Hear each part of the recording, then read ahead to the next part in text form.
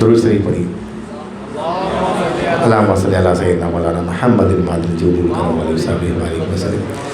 زیادہ پیارا نہ ہو جاؤ تب تک نہیں ہو سکتا. عمر فاروق اعظم کہا یا رسول اللہ اپنی جان کے سوا ہر چیز سے زیادہ پیارے آپ ہیں.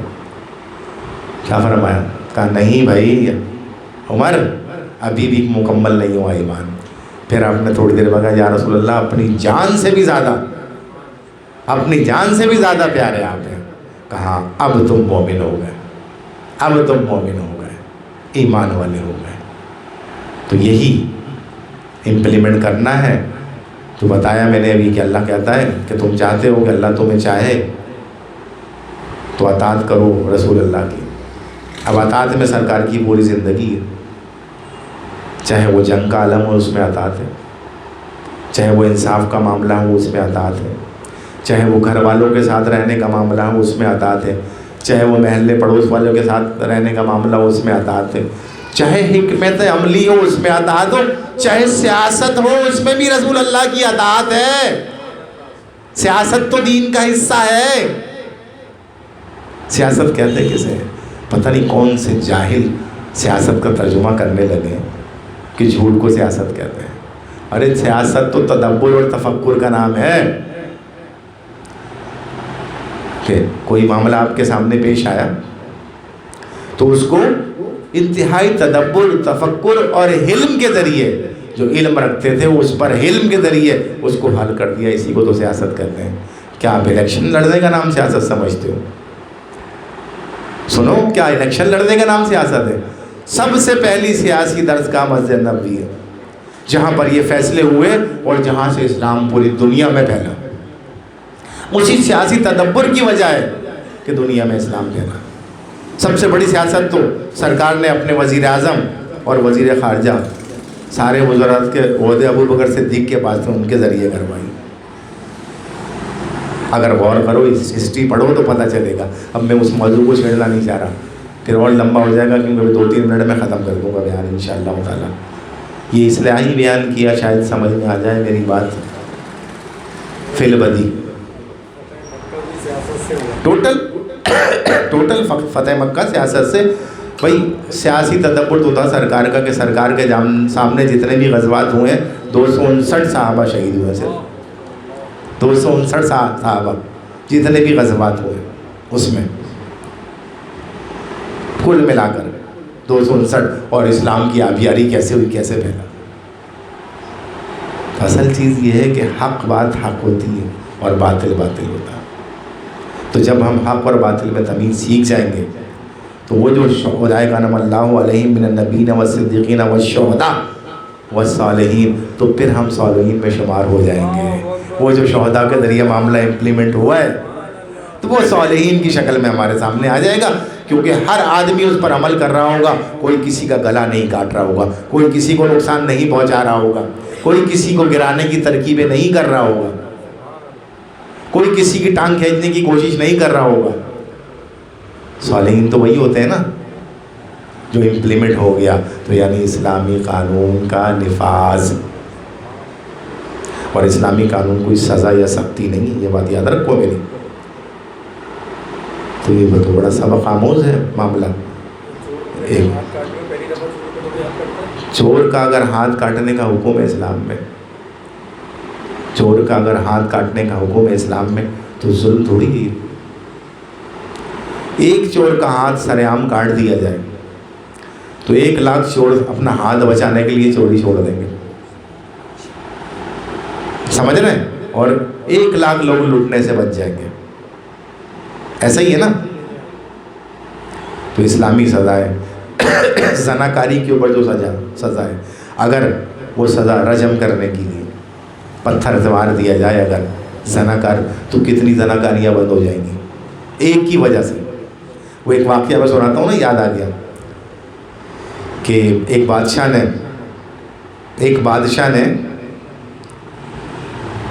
ایک کمار کو دیکھا کہ اس کے سارے گدھے ایک قطار میں چلے جا رہے ہیں. بڑا متاثر ہوا دیکھ کے اور کمار سے پوچھا، بھائی تمہارے سارے گدھے ایک قطار میں چل رہے ہیں، تم نے کیسے ان کو وہ کیا؟ کہا بادشاہ سلامت، اگر ایک گدھا بھی قطار سے باہر ہوتا ہے تو میں اس کو سزا دیتا ہوں. اس کو میں سزا دیتا ہوں، اس سزا کو دیکھ کر سارے گدھے خود بخود سیدھے چلتے ہیں۔ بادشاہ کہنے لگا اچھا اگر میں تمہیں ایک کام تو کر لو گے؟ کہنے بتائیں کیا کام ہے؟ بولے میرے ملک میں امن و امان اور کا بڑا فقدان ہو گیا، بڑی بے قراری ہو گئی ہے، تو کیا تم اس معاملے کو سدھار سکتے ہو؟ کہنے ہاں بادشاہ سلامت۔ بادشاہ اپنے محل میں لے آیا اسے، بادشاہ اپنے محل میں لے آیا اور لانے کے بعد ایک منصب پر بیٹھا دیا قاضی کے، بیٹھ گیا۔ یہ معاملہ چلتے رہے۔ ایک دن ایک چور کو پکڑ کے لایا گیا، ایک چور کو پکڑ کے لایا گیا تو بادشاہ کے سامنے بادشاہ نے اشارہ کیا ان کے پاس لے جاؤ، کمار صاحب کے پاس لے جاؤ۔ اب تو یہ منصب پر تھے، ان کے پاس لے گئے۔ انہوں نے پوچھا کہ کیا پوری تحقیق کر لی گئی ہے؟ کہا ہاں۔ بولے تحقیق سے ثابت ہو گیا یہ چور ہے؟ کہتے ہیں ہاں پوری، پھر تو رنگے ہاتھ پکڑا گیا، اس نے اعتراف بھی کر لیا۔ بولے اچھا اعتراف کر لیا؟ بولے ہاں۔ بولے ہاں میں نے چوری کی۔ اس نے فوراً حکم دیا، اس کمار نے چونکہ قاضی کے عہدے پر تھا اس وقت، کہا چور کا ہاتھ کاٹ دیا جائے، چور کا ہاتھ کاٹ دیا جائے۔ تو جو پکڑ کے لایا تھا اس نے آ کے اس نے کہا حضور کچھ خیال کیجیے، یہ تو وزیر کا آدمی ہے۔ اس نے انسنی کر دی اس کی اور کہا چور کا ہاتھ کاٹ دیا جائے۔ اب تو وزیر پریشان ہوا اور وہ اٹھا اور اٹھ کر آیا، بولے ارے صاحب کیا کر رہے ہیں، یہ اپنا ہی آدمی ہے۔ اس نے اس کی طرف دیکھا اور دیکھنے کے بعد کہا چور کا ہاتھ اور سفارشی کی زبان کاٹ دی جائے۔ بس یہ ایک بار امپلیمنٹ ہوا، چوری ختم ہو گئی، سفارش کرنے والے بھی ختم ہو گئے۔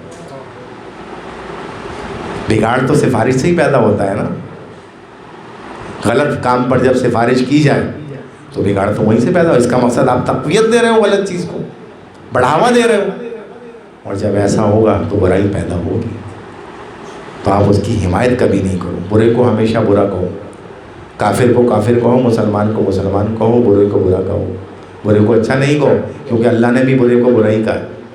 اللہ کیا فرماتا ہے؟ کیا نیکوکار اور بدکار ایک برابر ہے؟ قرآن میں فرمایا نا، ہرگز ایسا نہیں ہے۔ یہ سمجھانے کے لیے یوں کر رہا ہوں، اب یہ نہیں کہ آپ کسی کو مارنا شروع کر دو، یہی کہ اس چیز کی تمیز پیدا کرو، اپنے اندر بھی اور لوگوں کے اندر بھی، اپنے گھر کے اندر بھی۔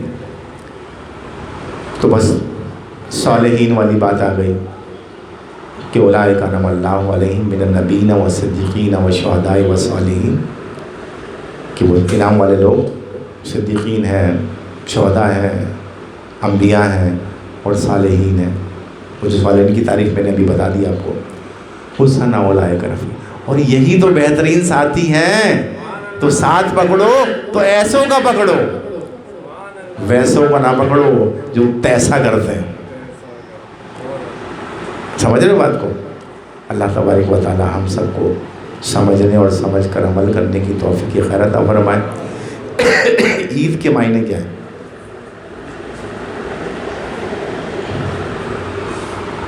جو آیت پڑھی ہے اس سے یہ بھی تو سمجھا دو نا، ابھی تو ایک پہلو سمجھایا، پتہ نہیں کتنے پہلو، ایک پہلو یہ بھی تو سمجھا دوں۔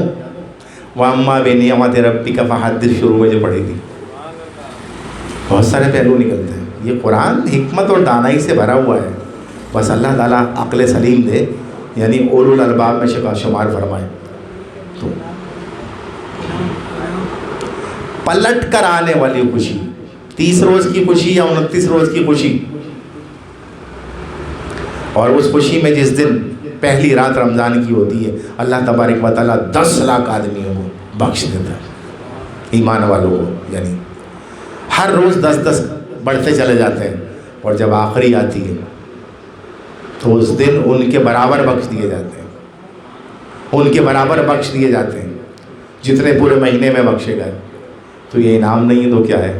تو بھی اس کا چرچا کس طرح سے کیا اللہ نے، عید کا دن دے دیا آپ کو، پلٹ کر آنے والی، یعنی پھیر کر آنے والی خوشی۔ 30 دن کی تو خوشی تھی، سحری کی خوشی، افطار کی خوشی، اپنی نظروں کو بچانے کی خوشی، فحش کلامی سے بچنے کی خوشی، برائی سننے سے بچنے کی خوشی، غلط کام ہاتھوں سے نہ کرنے کی خوشی، حرام اللہ کے حکم کے مطابق حرام تو حرام، حلال سے بھی بچنے کی خوشی روزے کی حالت میں۔ یہی تو روزہ سکھاتا ہے کہ جب اللہ کے حکم ماننے کی باری آ جائے تو حرام تو درکنار، حلال بھی چھوڑ دو۔ یہی تو کر کے دکھایا. اللہ کہہ رہا ہے نا یا ایھا الذین آمنوا کتب علیکم الصیام کما کتب علی الذین من قبلکم لعلکم تتقون. اے ایمان والو تم پر روزے فرض کیے گئے جس طرح تم سے پہلے لوگوں پر فرض کیے گئے تھے تاکہ تم تقوی اختیار کرو. کامیابی تو یہی ہے, کامیابی تو یہی ہے. تو اب جب تقوی اختیار کرو تو وہ خوشی ملے گی پلٹ کے. تو عید کے معنی تو یہی ہے. حدیث نبی صلی اللہ علیہ وسلم میں اس کا مفہوم بتا رہا ہوں کہ چاند دیکھ کر روزہ رکھو اور چاند دیکھ کر عید مناؤ. اگر چاند نظر نہ آئے 29 کو تو پھر 30 کی گنتی پوری کر لو, 30 کی گنتی پوری کر لو. اور جب 30 کی گنتی پوری کر لو اس کے بعد تو عید کا دن ہے. 31 تو روزہ ہی نہیں ہے, 31 کا مہینہ بھی نہیں ہے, 29 اور 30 کا مہینہ, تو گنتی پوری کر لو. اب چاند کے معاملے میں بڑے معاملات گڑبڑ ہیں, گڑ بھی ہیں اور بڑے بھی ہیں. اور گڑبڑ اس وجہ سے ہوتے ہوں نا کہ ہم اپنے دین کی بنیاد سے ہٹ کر اپنے نفس کے مطابق فیصلہ کرنا چاہتے ہیں. کوئی چاہتا ہے کہ سب سعودی عرب میں ہو گیا تو یہاں بھی ہو جائے, تو سعودی عرب تو 2 گھنٹے پہلے ہے یہاں سے وقت, تو جب یہاں مغرب ہوتی ہے تو وہاں عصر ہوتی ہے. ایسا ہی ہے نا, ہے نا؟ ہاں پیچھے کو تو ہم پہلے ہی کہتے ہیں, ہم پہلے ہی کہتے ہیں نا بھائی. ایک پہلے آئے گا یا پہلے 2 آئے گا, تو ہم تو 3 نمبر پہ ہیں نا, تو وہ 1 نمبر پہ اللہ کے جو شہر ہے, تو اس وجہ سے ہم کہہ رہے ہیں پہلے وہ ہیں. جب وہ پہلے آتے ہیں تو کیا ایسا ممکن ہے کہ جب عصر کے وقت وہاں پر ہو رہا ہو تو یہاں مغرب کے وقت عصر پڑی جائے؟ کیونکہ سعودیہ میں تو اس وقت عصر ہو رہی, جبکہ قرآن کے الفاظ ہیں ان الصلاۃ کانت علی المؤمنین کتابا موقوتا, بے شک مومنین پر مقررہ وقت میں نماز فرض کی گئی. تو غروب کے بعد ہی مغرب پڑھو گے نا, ایسا تو نہیں کہ عشاء کے وقت مغرب پڑھو. اگر سعودیہ سے مقابلہ کرو گے تو یہاں عشاء کی اذان کے بجائے مغرب کی ہونی چاہیے. یہ جہالت ہے, میں پلے درجے کی سمجھانا چاہ رہا ہوں. یہ کبن جبن لگانے سے اور کوئی عطر لگانے سے, موٹی مونچھیں رکھ کے لمبی داڑھی رکھنے سے کوئی فائدہ نہیں ہوتا ہے جب تک اپنے نفس کی بےخونی نہیں کرو گے. تو اس وجہ سے یہ بگاڑ پیدا ہوتا ہے. ابھی ٹیکنالوجی کا دور آ گیا ہے, سارے معاملات ہیں, آپ اس کو رکھو اور سنت طریقہ اختیار کرو اور اختیار کر کے اعلان کر دو جو بھی طریقہ کار ہے. شہادت کی بھی باقاعدہ کرائٹیریا ہے. اب ایک تو 28 کی عید ہو گئی یہاں پہ وزیرستان میں, وہ سنا ہے وہ امام اور وہ 6 آدمی FIR کٹ گئی ہے, وہ غائب ہے باغے میں, انہوں نے 28 روزوں پہ عید کرا دی. تو یہ پلٹ کے آنے والی خوشی ایسی نہیں ہونی چاہیے کہ ساری پچھلی خوشیوں کو ملیہ میں ایڈ کر دیں. تو یہ پلٹ کے آنے والی خوشی ایسی نہیں ہونی چاہیے کہ 30 دن جو ہم نے عبادت کی ہے اس کے بعد ہم مسجد کا منہ دیکھ نہیں چھوڑ دیں, سارے وہی کام شروع کر دیں جس سے منع کیا گیا ہے. اب رہا یہ کہ 5 روزے حرام ہیں, 5 روزے سال میں حرام ہیں. ایک یکم شوال عید الفطر کے دن کا, اور 4 روزے جو ہیں وہ بقرعید کے. تو کسی بھی صورت میں جو ان روزوں کو رکھے گا وہ متقی نہیں ہوگا, اس نے حرام کام کیا. اب اعتکاف ایک چیز ہوتی ہے ٹوٹنا, ایک چیز ہوتی ہے چھوٹنا. چھوٹنے اور ٹوٹنے میں فرق ہوتا ہے, ہوتا ہی نہیں ہوتا؟ ارے بھائی ہاں بھی تو بولو تو یار, میں کون سا نعرے لگوا رہا ہوں تم سے. جو چھوٹنا ہوتا ہے نا اس کی قضا ہوتی ہے, جو ٹوٹنا ہوتا ہے اس کا کفارہ ہوتا ہے. جو چھوٹتا ہے اس کی قضا ہے, جو ٹوٹتا ہے اس کا کفارہ. اعتکاف ٹوٹ گیا, پہلے نکل گئے باہر, اور روزہ چھوٹ گیا انتشار سے بچنے کے لیے. اور روزہ چھوٹنے کی وجہ کیا تھی کہ حقیقت میں شہادت کو صحیح نہیں مانا گیا. وہیں سے پتہ چل گیا, انتظامیہ سے, کمیٹی سے پتہ چل گیا, تو شہادت کو ایکسیپٹ نہیں کیا گیا. بعد میں کہا کہ وہ شہادت صحیح نہیں ہے, تو اعلان غلط ہو گیا. جب اعلان غلط ہو گیا تو چاند نہیں تھا, چاند نہیں تھا تو پھر عید اگلے دن تھی, تو اگلے دن کا روزہ حرام ہو گیا. عید والے دن کا روزہ حرام ہے. نہیں سمجھے میری بات؟ میں بڑے اچھے آسان انداز میں سمجھانا چاہ رہا ہوں. اگلے دن کا روزہ حرام ہو گیا, تو آپ جو روزہ چھوٹنے کی قضا کر رہے ہو تو اسی وجہ سے تو کر رہے ہو کہ عید نہیں تھی اس دن، وہ روزہ مجبوراً چھوڑا آپ نے انتشار سے بچنے کے لیے، مجبوراً چھوڑا، تو اس کا مقصد اگلے دن عید ہے، تو اس دن کا تو روزہ نہیں رکھا جائے گا کیونکہ 5 روزے حرام ہیں، پھر وہ روزہ رکھا جائے گا اس سے اگلے دن یا اگلے رمضان سے پہلے کبھی بھی، جس دن سہل لگے آسان، جتنی جلدی رکھ لے اچھا ہے۔ بس میں نے سمجھا دی جو بات سمجھانی تھی، سمجھ گئے؟ اور اعتکاف جو ہے نا وہ چھوٹا نہیں ہے، وہ ٹوٹا ہے، تو ایک دن کے کفارے کی نیت کر کے روزے کے ساتھ ہے وہ، اور مسجد کے اندر کرنا ہوگا، ایک دن کا کفارہ ادا کر دو، اس سے بھی فارغ ہوگا، اس کی قضا نہیں ہے۔ قضا چھوٹنے کی ہوتی ہے، ٹوٹنے کی نہیں ہوتی، ٹوٹنے کا تو کفارہ ہوتا ہے۔ کوئی اب میں جنرل مثال دے رہا ہوں، کسی سے کوئی برتن ٹوٹ گیا، مثال کے طور پر کسی کی قیمتی چیز وہ اڑ گیا، تب کیا کہیں گے؟ کہیں گے بھائی دوسرا برتن لا کے دے دو، کفارہ یہی ہے، یہ تو نہیں ہے اسی کو جوڑ کے رکھ دو۔ تو بس میں نے آپ کو آسان کر کے آسان باتیں سمجھائیں گے، اللہ تبارک و تعالیٰ ہم سب کو سمجھنے اور سمجھ کر عمل کرنے کی توفیق عطا فرمائے۔ ہاں اب اعتکاف کو وہ بتا دوں کہ آپ جب جائیں گے، یار آدھا گھنٹہ 11:30 بجے نے کیوں دے دیا، آپ تو سمجھ جو آپ سے کہا دام نہیں لائے، تو 5-10 منٹ اور بول لو تاکہ پھر محفل کو باقاعدہ، دیر تو نہیں ہو رہی ہے کسی کو، جلدی بھی نہیں ہو رہی ہوگی کسی کو، تو یہ چیز بلکہ مجھ سے میرے بھائی ہیں، انہوں نے مجھ سے فون کر کے بھی پوچھا تھا اور پوچھنا چاہیے تھا کہ بھائی کل کا روزہ ہم رکھ لیں، میں نے ان کو منع کیا، میں نے ہرگز نہیں، اسی دن رات کو پوچھا تھا، یہاں موجود ہے وہ، سامنا نہیں کر رہا، میں کیمرہ بیچ میں لا رہا ہوں، تو میں نے ان کو منع کیا نہیں کل کا روزہ نہیں رکھیے گا۔ کیوں؟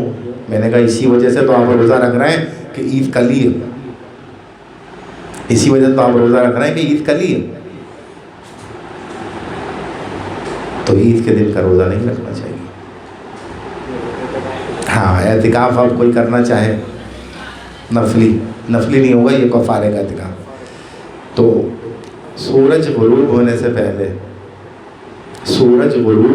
پہلے مسجد میں پہنچ جائیں اور وہیں پر مغرب کی نماز ادا کریں، نیت کر لیں اس میں پہلے کہ میں نے جو اعتکاف کیا تھا اس کے کفارے کی نیت کی، کفارے میں 1 دن کا ہی اعتکاف ہوتا ہے، اور جو خواتین ہیں وہ اپنے گھر میں اسی مقام پہ جو مقام بنایا ہوا ہے انہوں نے، مسجد بیت جو بنائی ہوئی ہے وہاں اس وقت بیٹھ جائیں جا کے اور نیت کر لیں کہ کفارے کے اعتکاف کی 1 روز کی نیت کی۔ اچھا یہ اعتکاف روزے کے ساتھ ہے، بغیر روزے کے نہیں ہے، بغیر روزے کے نہیں ہے، روزے کے ساتھ ہے، بس وہ نیت کر لیں اور نیت کر کے بیٹھ جائیں۔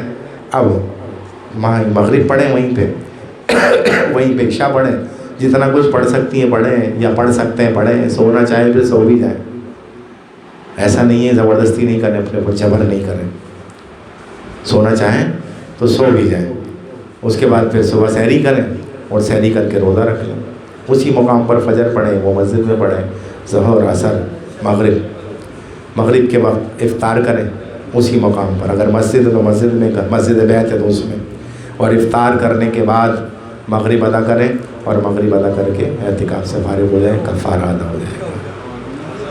انڈرسٹینڈ؟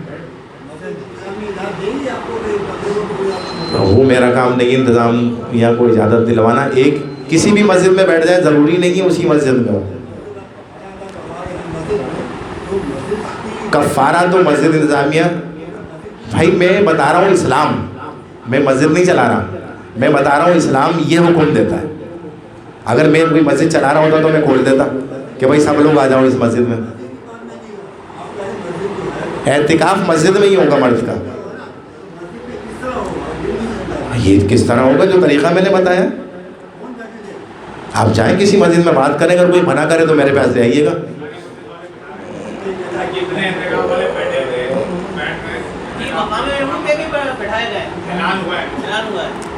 اگر کوئی مسجد والا منع کرے تو کسی دوسری مسجد میں بیٹھ جائیں جا کے،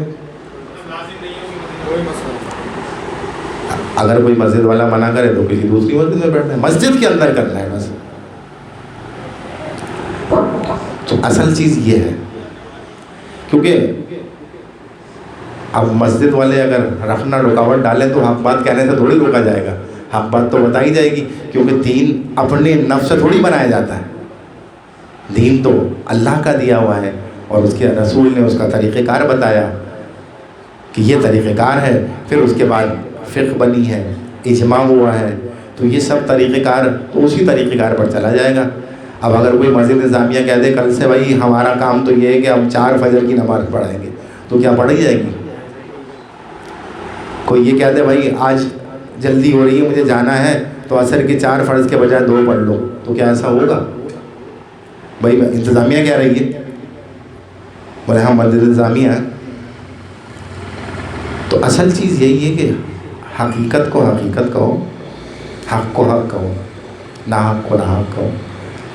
ایک وقت آئے گا کہ دودھ کا دودھ پانی کا پانی خود بخود ہو جائے گا، لیکن اگر ہم اپنی جانب سے ازیوم کر کے چیزوں کو مینٹین کرنے لگیں گے تو پھر پریشانی میں مبتلا ہوں گے۔ تو اصل چیز یہ ہے، اگر مسجد نظامیہ اجازت نہیں دیتی تو دوسری میں بیٹھ جاؤ گے، لڑنے کی ضرورت نہیں ہے، لیکن مسجد میں ہی ہوگا۔ اللہ تبارک و تعالیٰ ہم سب پر رحم فرمائے، ہمیں سمجھنے کی، سمجھ کر عمل کرنے کی توفیق خیر عطا فرمائے۔